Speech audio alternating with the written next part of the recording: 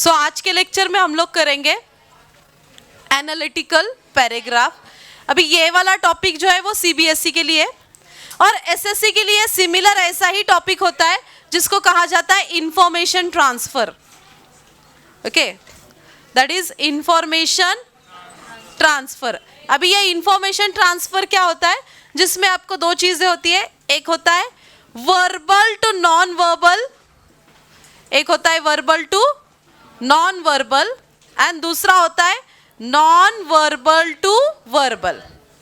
अभी इसका मीनिंग क्या है, वर्बल टू नॉन वर्बल और नॉन वर्बल टू वर्बल, ये समझ लेता है। ठीक है, वर्बल, अभी देखो जैसे कि कम्युनिकेशन दो तरह का हो सकता है, एक वर्बल एक नॉन वर्बल। वर्बल यानी कि जो रिटर्न में है, ओके, वर्बल यानी कि जो रिटर्न में, तो ऐसा आपको पूरा रिटर्न में पैराग्राफ वगैरह ऐसे दिया गया है,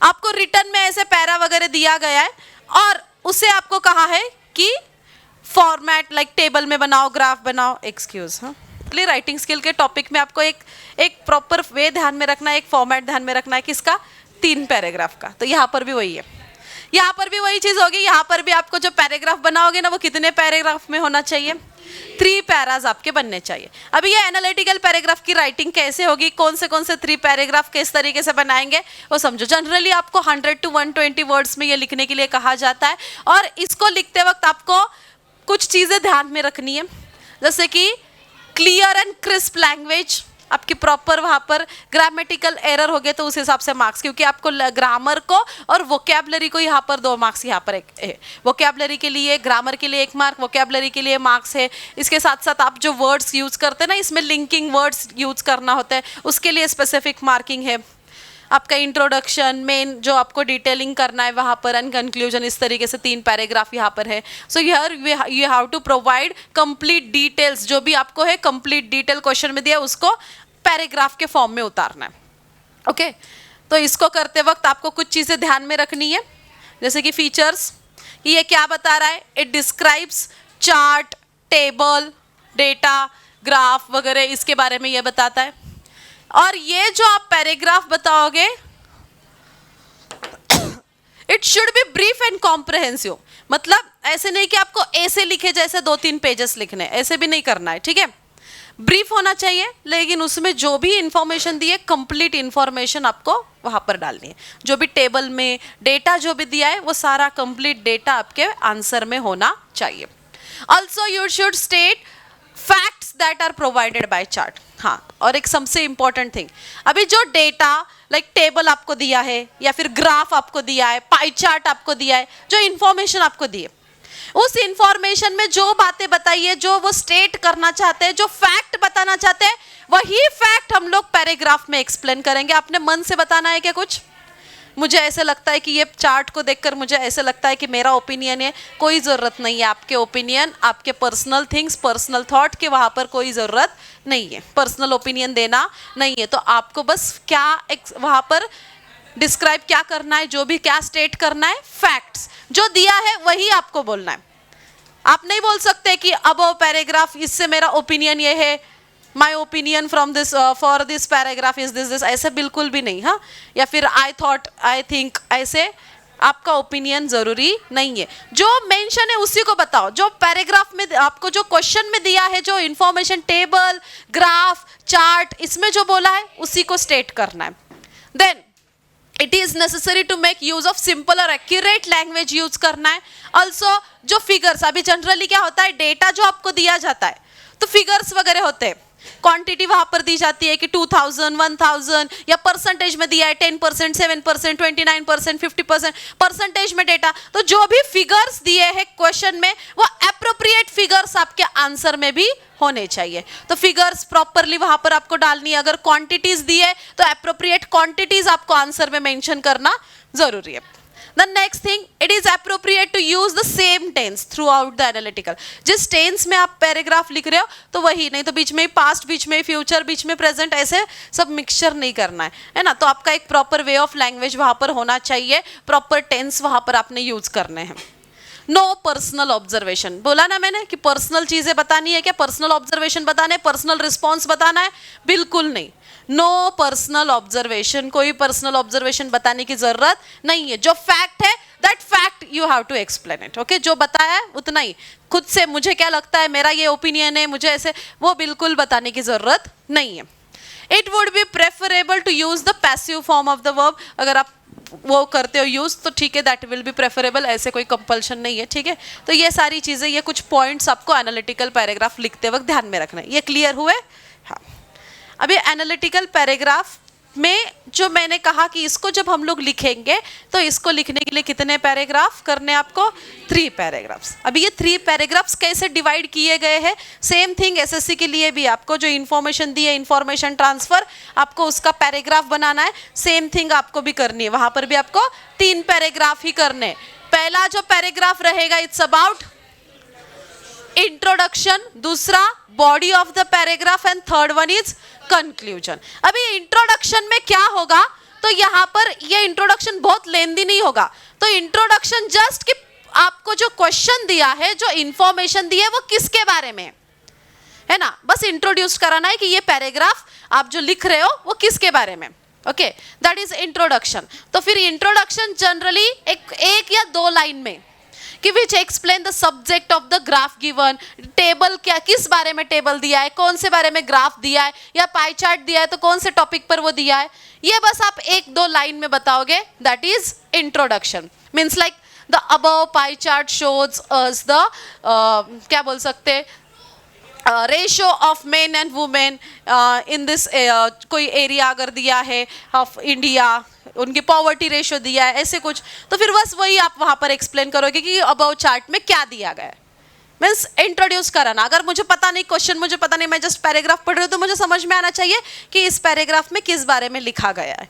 ओके, जस्ट इंट्रोड्यूस्ड कराना है कि क्वेश्चन क्या है। ओके, 1-2 लाइन में आप वो इंट्रोडक्शन दोगे। समझे इंट्रोडक्शन में क्या लिखना है? समझे? हाँ। दूसरा जो है that is body of the paragraph. अभी बॉडी में आपको पूरा डिटेलिंग करना है। बॉडी ऑफ द पैराग्राफ मतलब वहां पर आपको पूरा डिटेल में लिखना है कि क्वेश्चन में आपको क्या क्या इंफॉर्मेशन दी है, वो सारी इंफॉर्मेशन, वो सारे फैक्ट्स आप पूरे बॉडी में वहां पर एक्सप्लेन करोगे। देखो, explain in detail what the graph is about, या चार्ट या टेबल जो भी क्वेश्चन में दिया है किस बारे में है, उसमें रिलेवेंट फिगर्स क्या क्या आए हैं, उसमें कुछ ट्रेंड्स एक्सप्लेन किए हैं क्या, अगर कोई कंपैरिजन है तो क्या कंपैरिजंस है, वो कंपैरिजंस आप करके बताओगे। Also contrast, divide into sub paragraph अगर जरूरी है तो ये सारी चीजें वहां पर आप मेंशन करोगे। समझे? तो ये मेन बॉडी हो गई। और तीसरा जो है दैट इज कंक्लूजन। तो कंक्लूजन मतलब जैसे कि आप एंड कर रहे हो वहां पर पैराग्राफ का, कि it's conclude the paragraph about giving the overall view, कि पूरे को इसमें से पैराग्राफ से क्या समराइज हो रहा है, कि पूरे पैरा से आपको क्या समराइज हो रहा है, उसको 1-2 लाइन में, 1-2 सेंटेंस में आपने बता दिया कि that is the summary. Okay, conclusion क्या है कि समरी, पूरे ग्राफ का, पूरे टेबल का, पूरे पैराग्राफ का समरी, यानी कि कंक्लूजन। ओके, समझे? पैराग्राफ को 3 पार्ट्स में हम लोग डिवाइड करेंगे, introduction, body and conclusion. Introduction, body and conclusion. Introduction में जस्ट आपको इंट्रोड्यूस्ड कराना है कि पैराग्राफ किसके बारे में। बॉडी में आप पूरे डिटेल बताओगे कि क्या उसमें एक्सप्लेन किया है, क्या फिगर्स बताए, कितनी क्वांटिटी बताई, कोई कंपैरिजन है क्या, ये सब आप एक्सप्लेन करोगे, कोई ट्रेंड्स वगैरह जो भी है वो एक्सप्लेन करोगे। और कंक्लूजन में क्या रहेगा एंड में, कि क्या पूरा पैराग्राफ हमें क्या डिनोट कर रहा है, उसकी overall summary. Okay, overall summary उसकी जो रहेगी दैट इज कंक्लूजन। समझे ये? हाँ। अभी एक क्वेश्चन देखते हैं, फॉर्मेट देखते हैं, उससे आपको आइडिया आ जाएगी कि इस तरीके का क्वेश्चन कैसे अटेम्प्ट किया जाता है। और आपको बता दूं ये क्वेश्चन एग्जाम में आपको टोटल 5 मार्क्स के लिए आता है। तो ये 5 मार्क्स के लिए 100% आता, मतलब आता ही है। फॉर CBSE एनालिटिकल पैराग्राफ का क्वेश्चन 5 मार्क के लिए कंपलसरी है। ओके, जहाँ पर आपको एक लेटर वाला क्वेश्चन, लेटर टू एडिटर वगैरह जो लेटर वाला एक क्वेश्चन कंपलसरी है, उसी तरह से ये एनालिटिकल पैराग्राफ वाला क्वेश्चन भी आपको आता ही है। तो आपको इसके लिए प्रिपरेशन करना ज़रूरी है। और अगर SSC की बात करूँ तो वहाँ पर information transfer, verbal to non verbal या नॉन वर्बल टू वर्बल, इस नाम से वो क्वेश्चन आता है।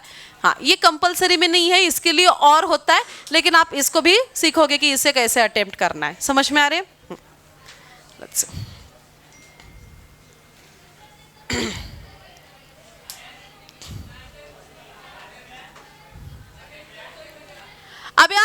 इंट्रोडक्शन जब करोगे तो इंट्रोडक्शन कैसे होना चाहिए देखो, तो इंट्रोडक्शन में just this graph should describe the brief कि क्या किस बारे में है.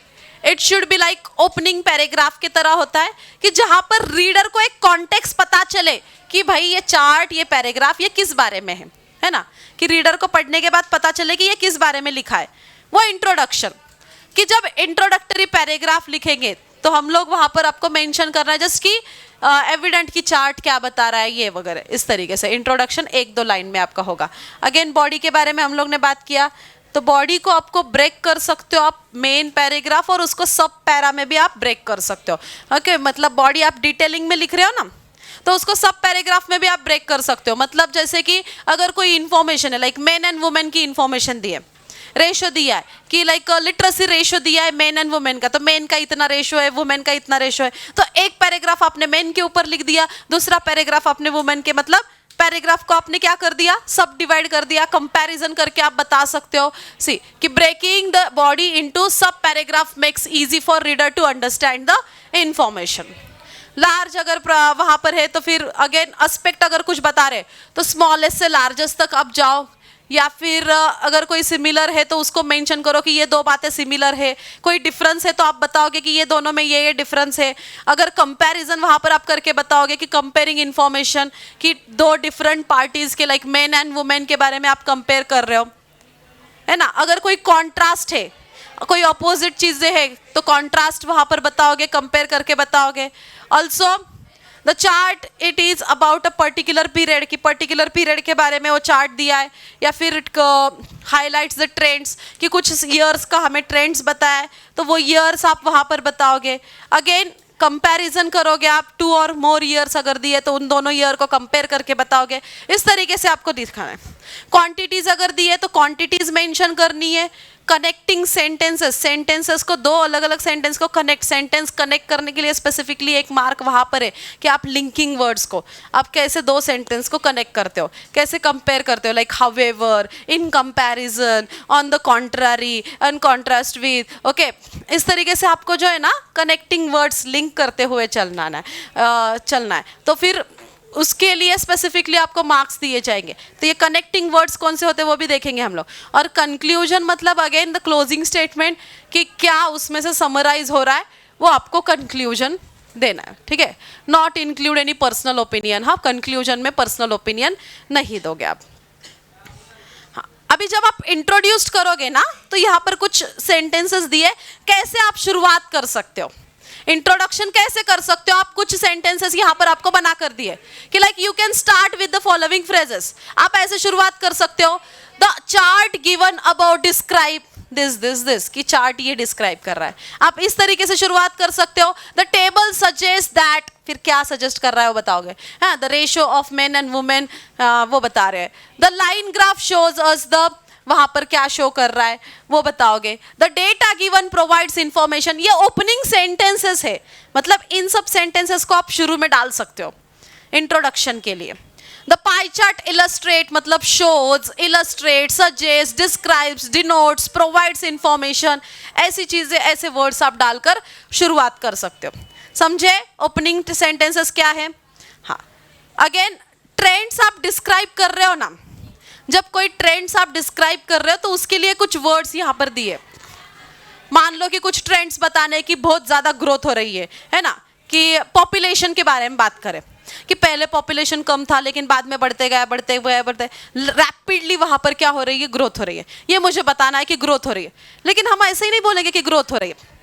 तो उसको थोड़े से कुछ वोकैबुलरी वहां पर होनी चाहिए, एक अच्छे वर्ड्स वहां पर आपको होने चाहिए, जिससे वो पैराग्राफ जो है उसमें आपके अगर एप्रोप्रिएट ग्रामर वोकैबुलरी होगी तो आपको आउट ऑफ मार्क्स मिल सकते हैं. तो कौन से फ्रेजेस वहां पर यूज कर सकते हो आप, ऐसे like the pattern of growth, this here we can see the pattern of growth. या फिर आप ऐसे बोल सकते हो रैपिडली डबल, बिल्कुल एकदम तेजी से डबल हो रहा है. आप ऐसे बोल सकते हो बहुत ज्यादा एकदम बढ़ गया, एकदम से बहुत ज्यादा ट्रेंड बहुत ज्यादा बढ़ गया, कि पहले कम था बाद में बढ़ गया, तो उसको बोलोगे स्काई रॉकेटेड.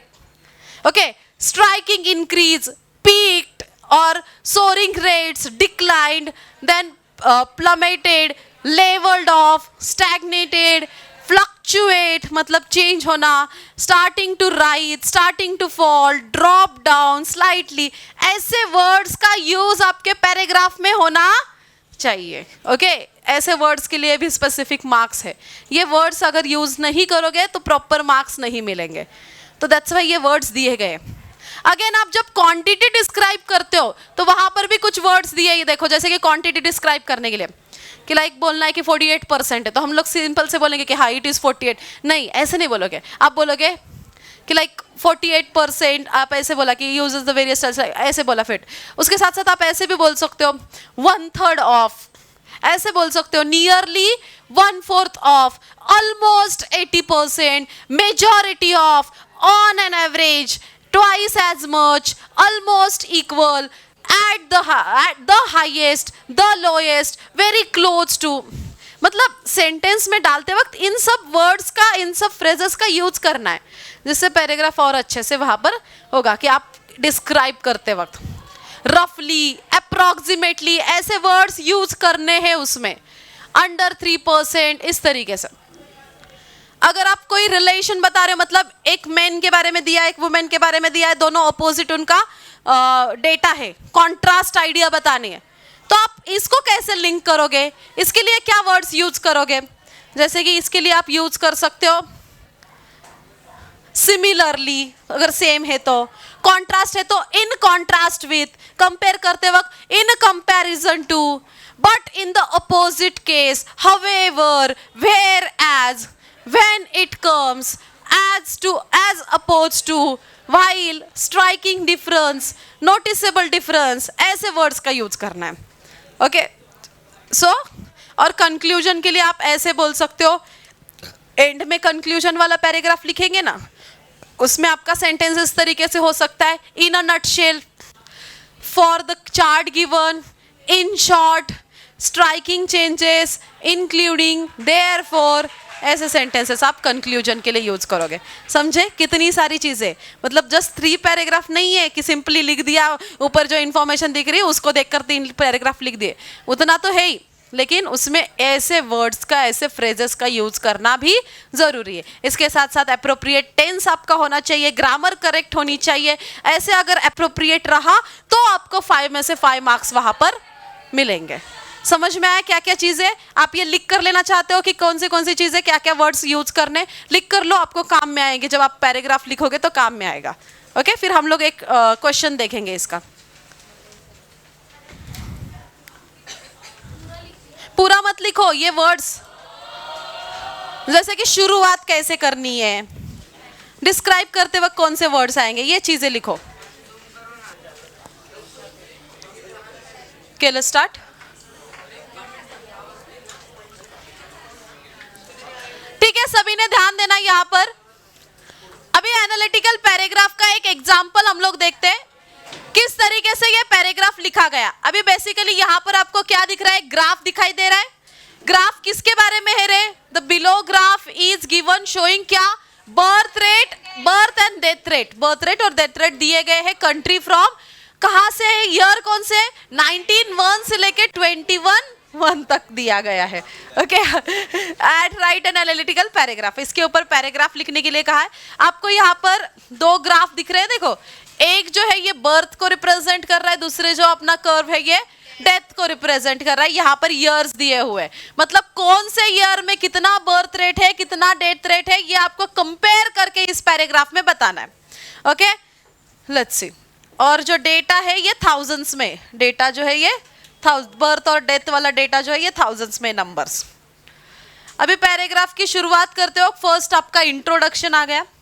इंट्रोडक्शन में जस्ट आपको इंट्रोड्यूस्ड कराना है कि ये टेबल, ये ग्राफ किसके बारे में, ये ग्राफ किसके बारे में। The above graph shows birth and death rate starting from, कहां से कहां तक। ये लाइन तो क्वेश्चन में मिल जाती है, इंट्रोडक्शन वाली लाइन तो क्वेश्चन में ही होती है, वही लिखनी है। इतना सिंपल है इंट्रोडक्शन। ठीक है, इंट्रोडक्शन हो गया, उसके बाद आपको बॉडी मेन इसका डिटेलिंग करना है। वहां पर फिर आप बताओगे कि कैसे कैसे क्या आपको चेंजेस उसमें नजर आ रहे हैं। ये ग्राफ को ऑब्जर्व करना है, जो आप स्टडी करोगे, एनालिटिकल स्टडी मतलब उसका डीप स्टडी करना है कि क्या नजर आ रहा है इसमें, क्या आपको दिखाई दे रहा है, क्या इसमें इंफॉर्मेशन दी गई है, बर्थ रेट डेथ रेट में क्या यहाँ पर रेट्स कैसे चेंज हो रहे हैं। ओके, इसको आप स्टडी करके पैराग्राफ लिख रहे हो।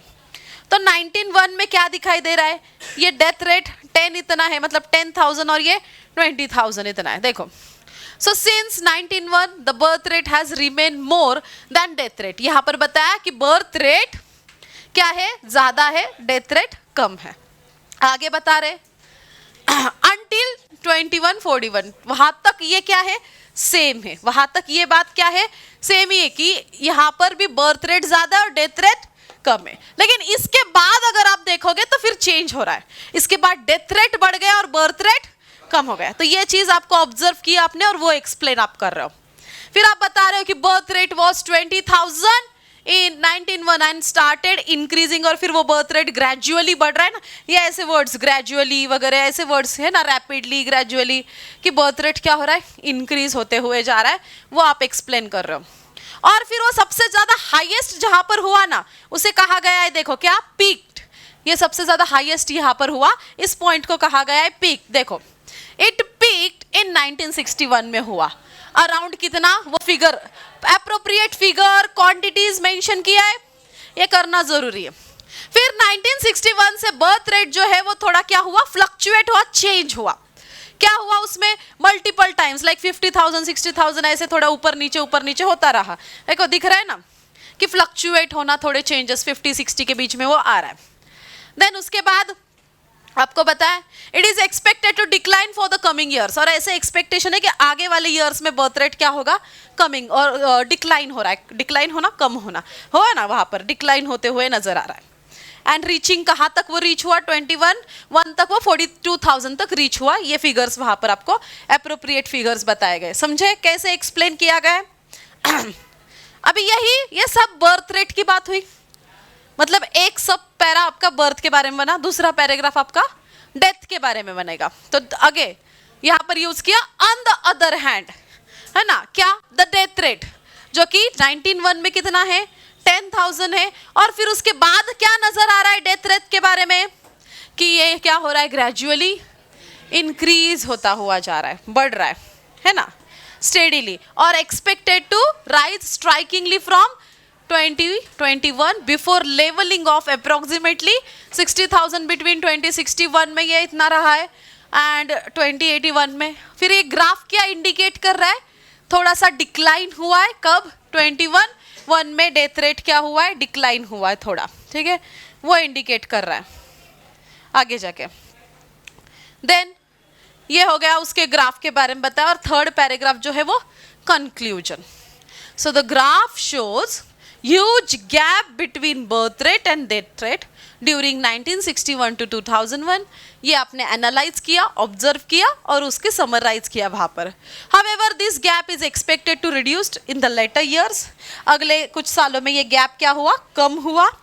And as opposed to the prevailing trends, तो फिर आगे जाके डेथ रेट विल बी, आगे जाके डेथ रेट बढ़ गया और बर्थ रेट कम हो गया, है ना। Birth rate in the latter half of the 21st century क्या हुआ, कम हुआ। ये पूरे ग्राफ से यही समराइज हुआ ना, तो इसका समराइजेशन, समरी, एक शॉर्ट कंक्लूजन लास्ट वाले पैरा में लिखा गया है। समझे किस तरीके से पैराग्राफ करना है, किस तरीके से अटेम्प्ट करना है। अभी इसमें अलग अलग तरीके के क्वेश्चन आ सकते हैं। अभी ये था ग्राफ वाला, आपको ऐसे पाई चार्ट दिया जा सकता है, सॉरी ऐसे आपको ये ग्राफ दिया है, ये भी ग्राफ ही है, वो लाइन ग्राफ था, ये बार ग्राफ है, ओके। तो इस तरह से बार ग्राफ दिया जा सकता है। यहाँ पर देखो अलग अलग आपको इन्फॉर्मेशन किसके बारे में दी है, हाउस होल्ड टास्क के बारे में इन्फॉर्मेशन दी है कि कौन से हाउस होल्ड टास्क होते हैं, कुकिंग होता है, क्लीनिंग होता है, गार्डनिंग हो गया, अजून केयर ऑफ चिल्ड्रन है, मेंटेनेंस है of odd jobs, clothes washing वगैरह, ये सब टास्क। तो कौन सा टास्क कितना, और मेल फीमेल कौन सा टास्क कितना करते हैं, उसके ऊपर पैराग्राफ है, और उसके अकॉर्डिंग आपको ये पैरा एनालिटिकल पैराग्राफ लिखना है। अगेन क्या होता है, दिस इज पाई चार्ट। अभी यहाँ पर देखो इस तरह से पाई चार्ट दिया गया है, आपको इंफॉर्मेशन दी है क्या, कि house hold type living in poverty, कौन कितने, लाइक कौन से टाइप के हाउस होल्ड, उनको कितनी गरीबी है, कितने पॉवर्टी में वो जी रहे। सिंगल पर्सन, ये ब्लू वाले, हाँ, एज्ड कपल, ये वाले एज्ड कपल 5% है, सिंगल विदाउट चिल्ड्रन 24% पॉवर्टी में है। सबसे ज्यादा कौन है रे? ये 26 सोल पैर।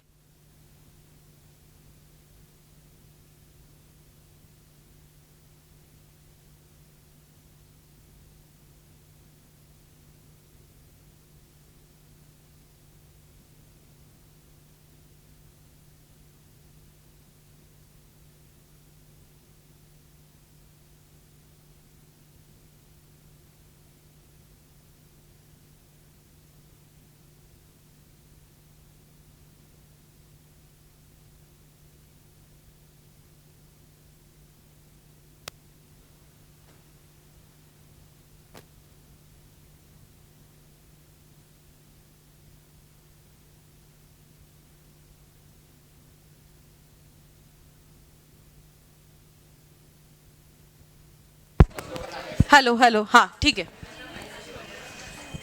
हाँ तो यहाँ पर अलग अलग लाइक लिविंग कौन से उनका कितना पॉवर्टी का रेशियो वो दिया है, उसको लेकर उसको एनालाइज करके फिर आपको उसके ऊपर पैराग्राफ लिखना।